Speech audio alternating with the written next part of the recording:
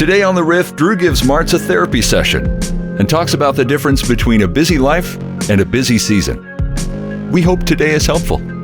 Thanks for listening. Riff Raff, welcome. I am here with Drew Williams. He's doing it. This is my favorite thing to do. It's my favorite thing to start the riff before Drew even gets in here.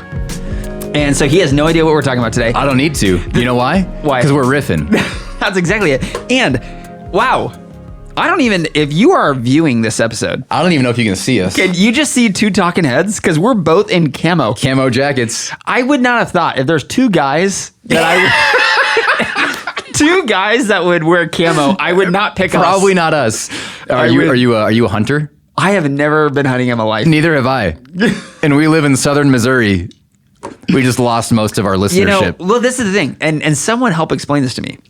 The idea of like killing an animal, eating the meat, I'm like, man, that sounds so manly. Like it's just not me, but that sounds so manly and I like it. Yeah. And we both have trucks, so we should be a little bit more manly. We're both, I don't know, as the kids would call it, posers. Posers. Kind of like, it's like when I wore skate shoes in high school. That's exactly I can't skateboard. Same. I always tried to though. Yeah. I try to like ollie, and so I could do a couple things. Really? Yeah. Ollie. Yeah. That's the couple things I could do. All right. And that's roll more around. than I can do. But okay, there's not like it just doesn't seem appealing to me, and maybe it's not appealing because I've never done it. But it's like getting out into like early in the morning. You wake up at like before the sun's up. That's and then you go out there. It's usually cold. Oh yeah. And you're bundled up and you can't talk. Shh. You gotta be really quiet. Don't scare the deer. To like stay perfectly still as like ticks get on you. Yeah, I just think about those things. Like that's what I would be thinking. Or I'd be thinking of like, I wonder if there's like a really big spider right next to me. Yeah. Yeah. So maybe manlier men probably don't think those things. Here's what I would probably enjoy. The early morning I'm okay with. Being out in nature I'm okay with. The quiet. Because I think that's why a lot of dudes do it. They're actually like, I just get out in nature and it's like no one's bugging me. And it's like my quiet place, you know? Because it's like guys go hunting and they're like, yeah, I saw 4 deer, but not one I wanted to shoot. I'm like, you just like being out there, dude, you know? If I saw one, I'm taking a shot at it. Yeah, here's what I would enjoy the hunting one down, finding it, and the thrill of killing it. What I don't want to do is drag the dead carcass and then gutting a deer. Probably not my thing. This is going to say something about me. So I really is not like hunting or fishing. I have not. I really just. I never really did it a lot as a kid. I was more into like sports, and I like the outdoor. I love being outside.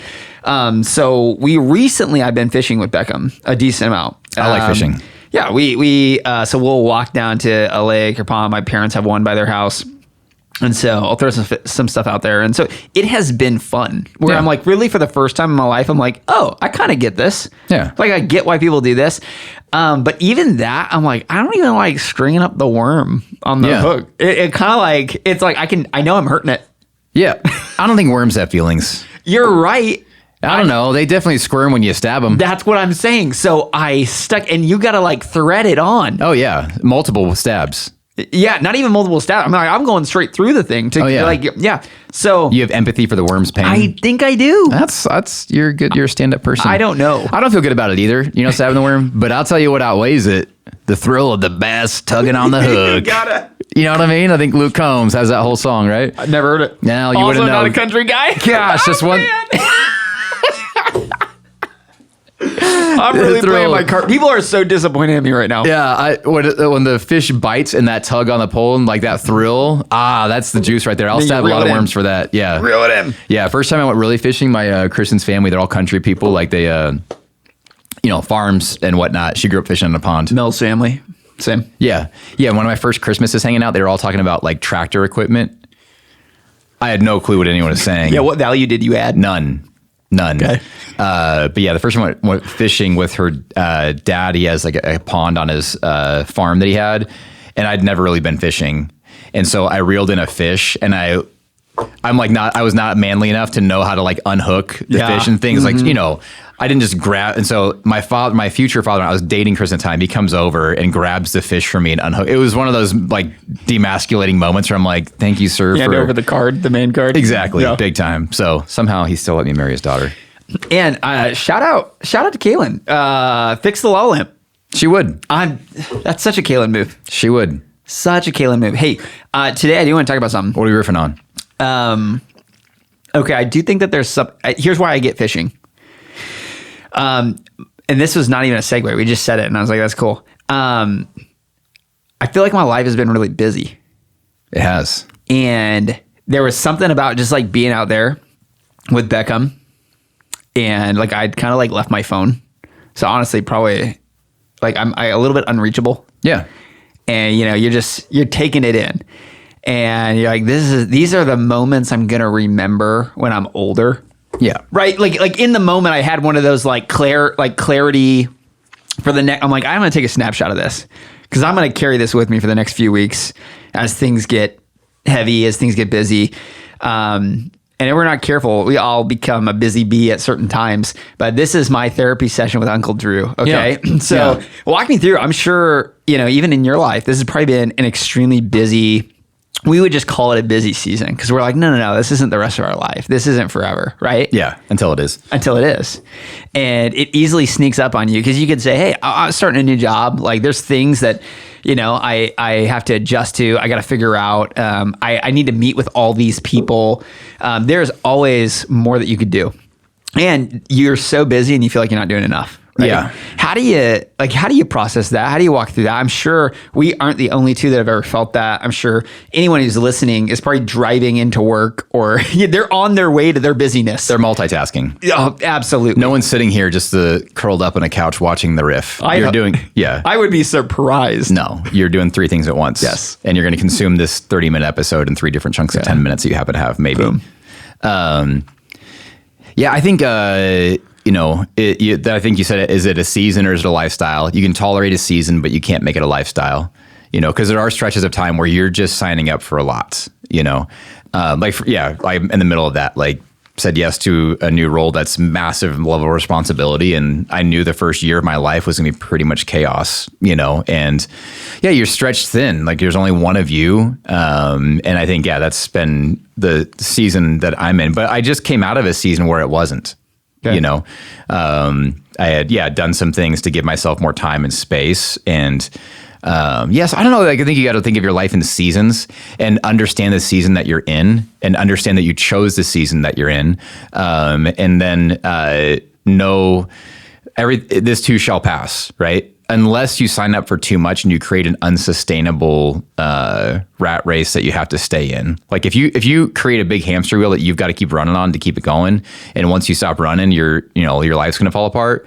That's problematic. So I think just understanding, is this a season or is this the rest of my life? Most of the time it's a season, but if you've made decisions to make it the rest of your life, then you got to think through that. So I don't know if that makes sense, but I think there's my brother was always good at this. He would be like, it's just a season. It's a season. When my kids were really little, and you're not sleeping through the night and it's a lot of diapers and a lot of physical carrying the car seats and you're just constantly tired. I remember my brother just telling me, because his kids are a little bit older, he was like, hey, you're just in a season. He's like, you have 2 years of this, 2 years of diapers, 2 years of this and that. And then 2 years from now, you're actually going to miss certain parts about this season. He told me this one time, and I'm like pivoting to the kids part of it, but I think it applies to both. He said, he told me once, hey, don't wish your kid's life away. And I had like 2 little ones. And so the drill, you're just tired, but looking back, I wish I could go back and have one more day with my son as a 2-year-old again. I would love to enjoy that again one more time. And so he's like, but you can be so focused on the next season that you're not enjoying the one that you're in, and so focused about the downsides of the season that you're in, because there's hard things about every season. So it's time, money, like work. So, I was talking to... You're almost like choosing two and letting go of the other. Yeah. I was talking to Scott at Springfield campus before service on Sunday, and he was like, he was working the coffee bar, but he was like, he's like, I have time now.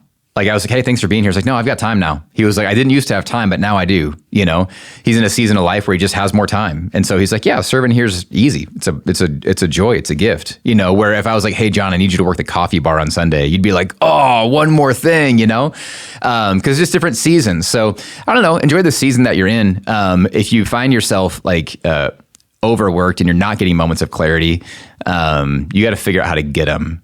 No one in today's world is going to be gifted margin. Mm-hmm. No one's going to come save your day.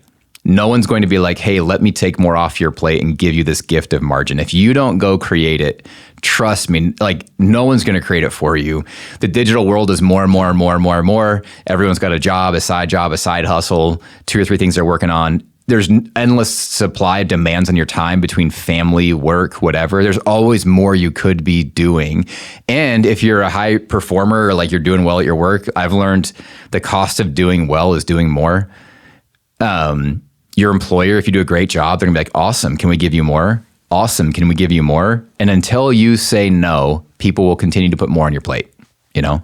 So. And I've often found when I'm busy, I tend to cut out the most important things in my life. Yeah. Right? Because you do important, urgent, well, seemingly urgent, maybe not as important. Totally. If you really took a step back and took a look at things.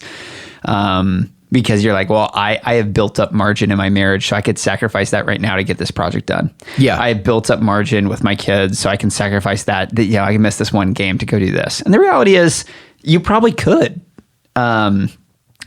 You've been saying a saying, it doesn't mean it's wrong, but is it wise? Yeah. And so that's been your saying lately.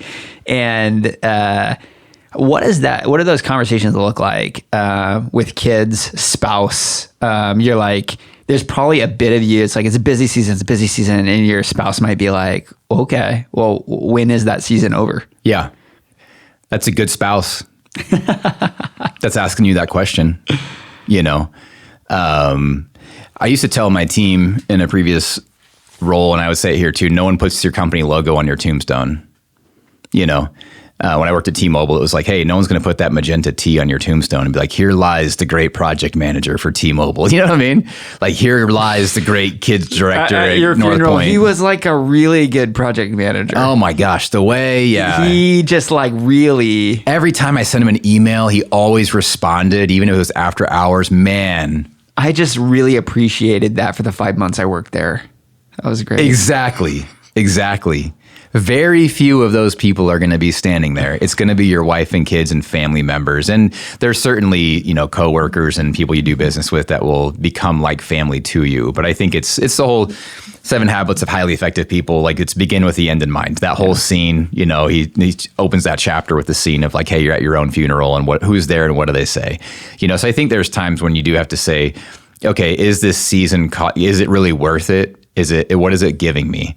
You know, because it's giving you like maybe a little extra money, but it's costing you time. Is it worth it? I've always had to think in seasons too. Like, my boys right now are 12 and 14, which is wild because they're growing fast. I mean, this fall they're about to be 13 and 15.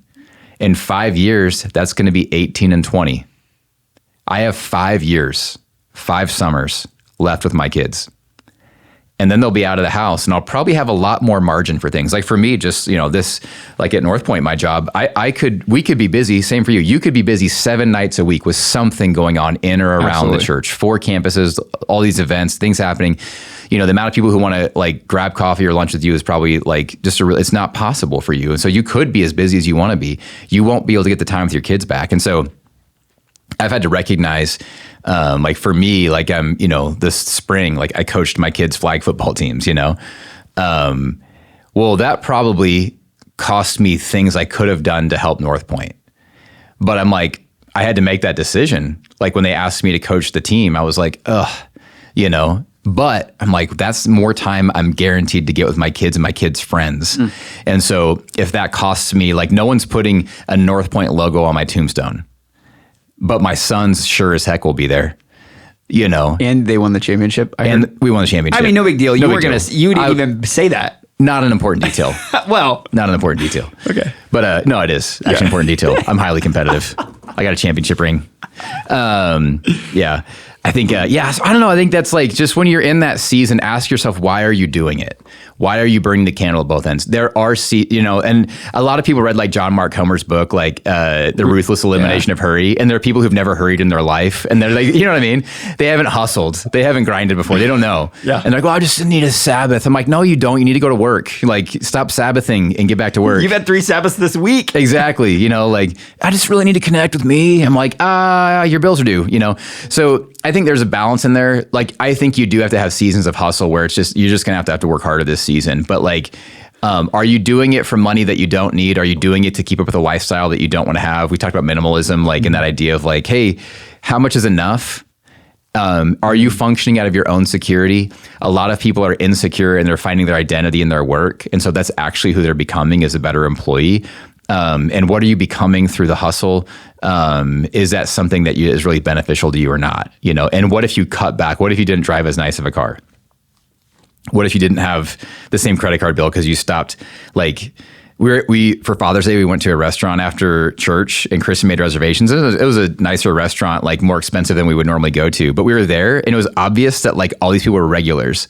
And in the car, I was like, the check came out. Well, that's more than we normally spend for a meal. Family of 4, you know how it goes.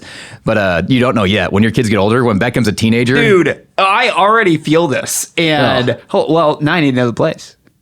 We went to, oh my gosh, we'd never been there before. Is it new? Ish. Been around? Oh my gosh. It'll come to me in 5 minutes. I'll blurt it out. Okay. But there was regulars there, which I meant like, because I'm like, so they're there like multiple times a week and they spend that much money eating out. I was like, that's crazy. Like for us, it was a splurge thing. For them, it's a regular thing. But yeah, like, do you need to do that? So like, I think for the hustle thing, like, what are you doing it for? What's it building for you long-term, short-term? And if it's a short-term burst you got to put together to make something happen, go for it. But if you create long-term burnout life cycle or burnout patterns, like you will hit the end of your own human capability, you know? So I don't know. It's priorities. You've been there? You've been there where you're like, I'm burnt out.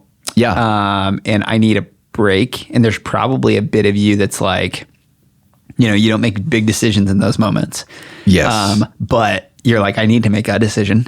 Mm-hmm. And was that a pendulum swing of like, I just need a month off? You know, like how did you navigate in that where you're like, I'm overworked. I'm dreaming of time. I need time back. Like I'm dreaming of margin. Yeah. And then you get to the spot where you're like, well, I don't want to quit my job and now I've got 7 days of margin. Yeah. That's tough. You know, it's a different flavor of stress. I think principles I would live by is don't make major decisions from the valley. And you know you're in a valley when you're in one because you're in a slump. You feel like you've lost. You feel like you're losing. You feel like you're not doing a good job. You feel like you're not doing enough. When you quit, like I've had moments where I was, you have mountains and valleys in any endeavor that you're in, you know, and any optional endeavor as well. So like you can't quit parenting. You can't quit those jobs, right? But like when you're doing something and it's a venture, whether it's a job or whatever it is, if you're on a mountain, always quit from the mountains if you can. Because it's like you don't think clearly in the valley. If you think about mountains and valleys, when you're in the valley, all you can see is the two mountains, what you used to be and what you're not yet. True. You know, that's your vantage point. When you're on the mountaintop, you have the altitude to see the entire landscape more clearly. You can clearly understand exactly where I'm at, exactly what my options are. You're psychologically at a better place because you feel like you're winning or you're on top of the mountain. And you know, if you've ever been hiking, it's the peak of the mountain that you can see the distance most clearly. A lot of times when you're in the valley, you can't even see straight. You can't see clearly. Your emotions are telling you that you're failing, and things that are kind of a deal become a huge deal. Small failures in the past feel like monumental ones, and so you're not seeing clearly from the valley. I would always, if you can, fight your way back to a mountaintop. Fight uphill to a mountaintop. And when you feel like you're there, look around clearly and make a decision saying from there, I'm going to move on from this and go do something else. Or I'm going to sign off of that responsibility because and you want to leave it in a good place. I just found even spiritually, like times I've walked away in a valley, that's where the enemy like has a field day in my mind. Ugh. You failed, you screwed up and you quit. When you quit from the valley, you end up having way more head trash around your past than is actually even reasonable.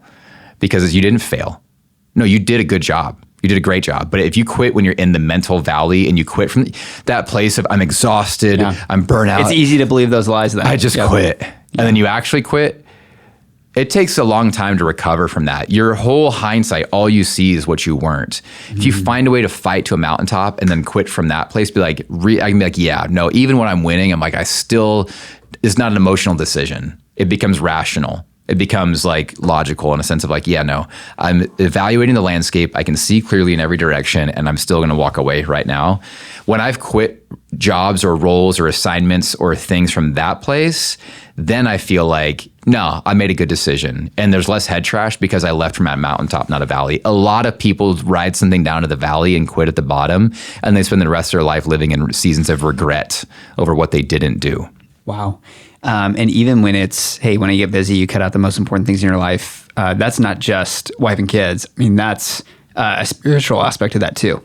Yeah. Right. Where you're like, oh man, when's the last time you connected with God? When's the last time you're like, hey, I don't feel like I'm thinking clearly. And some of that might be, your busyness is clouding you from your connection with God. Yeah. Walk me through anything you've done in the past, or what would you advise to somebody who's there? What would you advise to a spouse who's, talking to their spouse about the busyness that they are encountering? Like, walk me through the spiritual side of that. How do you get yourself to a spot where you're like, hey, you fight to another mountain? Well, I understand that physically. What does that look like spiritually? I think like if you're in that season and you're in a valley, find someone that you're honest with about what you're going to do. And that will help you fight up the mountain. And so, for example, Kristen, my wife, knows me really well. She knows when I'm stressed out. She knows all my symptoms, So when she sees it and calls me on it, like, I know she's right. But I can also then say, hey, I need to get to this mountaintop, or I need to get to this 3-month thing, and then have a real conversation that helps define it as a season and not a permanent thing. One piece of advice that I was given that I've given other people is, even when you're like, maybe you're in a job that feels like it's a dead end job, but you're not sure. You're like, I just don't know if it's going anywhere. And you can stay on that treadmill forever, and it'll just run for years. I've given people, I'll tell people, hey, create an artificial light at the end of the tunnel. Say, hey, right now I feel like this job's not going anywhere. I'm not getting any opportunity. I don't see the situation changing. I'm in a valley. And I'm thinking about quitting. I would tell people, hey, create an artificial light at the end of the tunnel. What I mean, like saying, okay, put a date on the calendar and put an event on your calendar 6 months from now and say, Drew, note to self, if you still feel like this, and this, right? Permission to leave, right? And then start looking for something else. Go look for another gig. I just had a conversation with somebody recently, and they're like, man, I just think about quitting my job. I don't know what's next. I'm like, well, then take that 6 months and you have a light in your, like, I'm working towards something. I'm going to fight uphill as hard as I can for 6 months.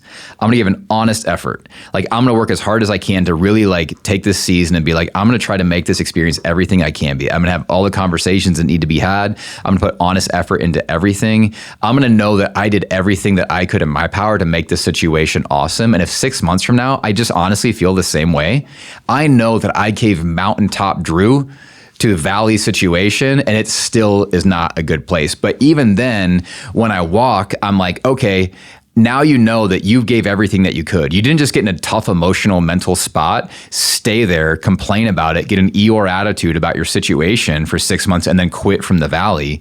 You actually mentally, maybe the situation didn't turn to a mountaintop, but you gave a mountaintop experience, like you gave mountaintop effort. Mm-hmm. You fought uphill as far as you could go for 6 months. And if you're still there, then you know that your situation is actually the problem and it's not just you. You know what it is? Like, I'll be in a situation where I'm like, I'm actually making the situation worse. And it's me, not them, right? If it's 6 months from now, I know I've done everything I can. I hit my artificial light at the end. Then you have hope too, because now you're walking 6 months towards that, saying, look, I know I've got a decision. I'm going to put a decision out into my future where I'm forced to make a decision. But when you're in no man's land and you're like wandering in circles in like the funk and the place that you're in, whether it's the team you're on or the organization you're in or whatever, it's just like, bleh, then you become bleh. And then you're giving bleh effort. And it's blech version of you that's showing up. Well, no wonder it stinks. Hey, I'm going to give it my honest effort for this. Like, and that someone gave me that advice one time, and I've given that advice to a lot of other people. Like, hey, right now, the reason that you're struggling is there's no light at the end of your tunnel. You feel like you're in an eternal cycle of gloom. Put a light at the end of the tunnel, and you don't know if it's an escape from the tunnel or a freight train coming at you, but either way, it's a light and you can walk towards something. You know what I mean? And when Absolutely. You get there, you're like, no, then mentally you leave saying, I gave it everything I had. It just was not the right fit. You know what I mean? I don't know if that makes sense. But Absolutely. And, I think even the reality, I've been in a season like that before. And, there are some verses you cling to of, let me not work unto man, but unto God, right? Those are the things where you're like, okay, this isn't for me. Ultimately it will be, but this isn't for my boss. This isn't for the company. This is for God. Yeah. God, I'm doing this because I know that I'm capable of more, and I'm going to give it everything I'm capable of. Yeah. And you may not be the best. You want to do a good job, but it's like, no, I'm doing this because this is what I'm capable of. Right. And there is a beautiful, you take satisfaction in that. I've never heard the, when you quit when you're in a valley, and I'm like, that's so good. And the reality of that is there's a truth because you're capable of more. Yes. You're like, no, I know what I'm capable of, There's and it's more not in that. me. But then there's a piece of you that starts to believe that lie because you never, I don't want to say proved that. And that's not even proved that to anybody else. Yeah. It's to yourself. You knew you were capable of more. Yeah. And he's called you to more. So. There's times, my friend Gareth said this. I was I was talking about a situation in my life, and he was like, the truth is what I'm in can't contain what's in me.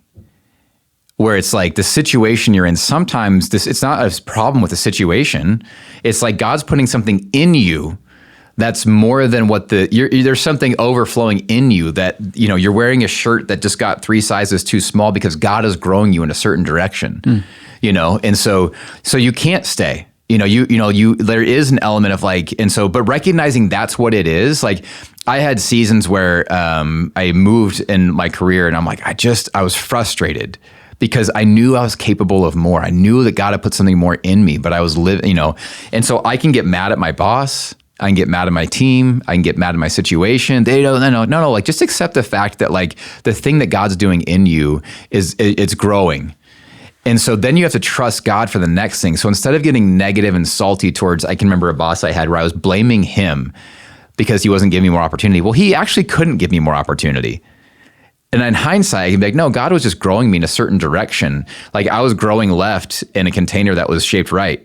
And it was like, okay, I had to accept that this is temporary. And then I actually had grace for my boss. And I was like, he's doing his best. I'm doing my best. And then sure enough, God opened a door a year later, and it was the right fit for me. But it was almost the frustration of where I was at that made the clarity of the fit obvious when it happened, because I could tell God was growing me in a direction, and I don't know if that makes sense, but it's like, don't get negative. Don't get cynical. Don't get critical about your situation. Maybe God's doing something, and the discomfort is actually the motivation you need to have the guts to say yes when the next thing comes. Oftentimes I found God has made me wildly uncomfortable in a scenario that was going to change. And that discomfort, I pointed it at my boss. I pointed it at my situation. I pointed it at my company. I pointed at all those things. No. God's just doing something. And he's breaking, so I think for me. And I think he can use those things to reveal that to you. Yes. It is discomfort that creates movement. Yeah. If you're wearing a jacket that's one size too big or one size too small, it'll probably work. It'll fit. This one was getting a little warm on me. Yeah, it is kind of warm in here. It was a little tight too. I'm sweating. I've just been growing. Yeah. I don't know if that's God's problem though. Yeah, it might be mine. Yeah. It was the crumble cookies I ate earlier. It probably was. Yeah. Plural. So I think embrace the discomfort, embrace it, and look at it as a tool. There's not, just because you're uncomfortable doesn't mean something's wrong. The problem with growth and discomfort is they're both uncomfortable. Growth will make you uncomfortable. It just will. And so when that discomfort grows and grows, don't get mad at your situation or think that you're failing. Oftentimes, there's a level of just God does stuff sometimes where it's all of a sudden, you're now motivated to find the next size up in the jacket because you're like, oh, I've gotten bigger.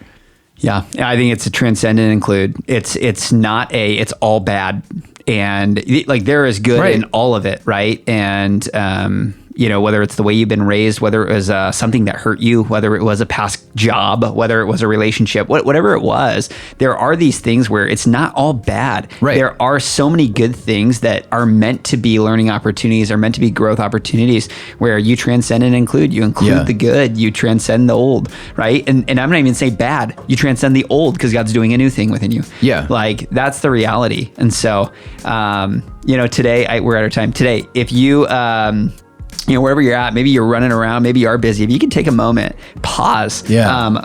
Right. We talked about being aware of God's Spirit guiding you throughout your day. I believe that this podcast could be that for you in this moment, to say, what does it look like to take a moment to pause? Maybe that is getting with your spouse and walking through, hey, let's set a couple dates. What is uncomfortable, and what is maybe God trying to grow within me that doesn't allow, maybe I don't need to quit all my jobs, to be able to do that.